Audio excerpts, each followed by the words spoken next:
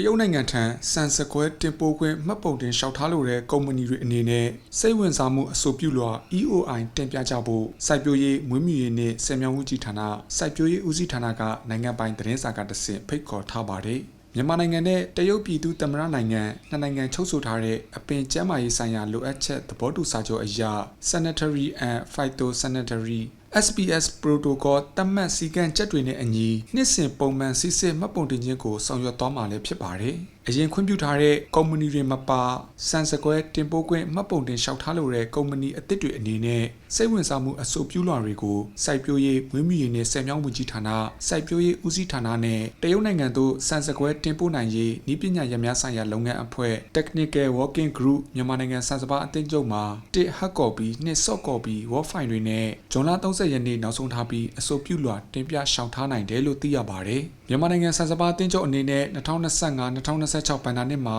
ပြည်ပကိုစံတန်ချိန်3တန်တင်ပို့နိုင်ရေးမျှော်မှန်းခဲ့ပေမဲ့ဘဏ္ဍာနှစ်ကုန်ဆုံးချိန်မှာတော့တန်ချိန်2.4တန်းခန့်ပဲတင်ပို့နိုင်ခဲ့ပါတယ်။စည်ရင်းတွေအရတရုတ်ဖိလစ်ပိုင်စပိန်နဲ့ဘင်္ဂလားဒေ့ရှ်နိုင်ငံတွေကိုအဓိကတင်ပို့ခဲ့ရပြီးစံစကွဲတင်ပို့မှုမှပို့ကုန်ရငွေအနေနဲ့အမေရိကန်ဒေါ်လာ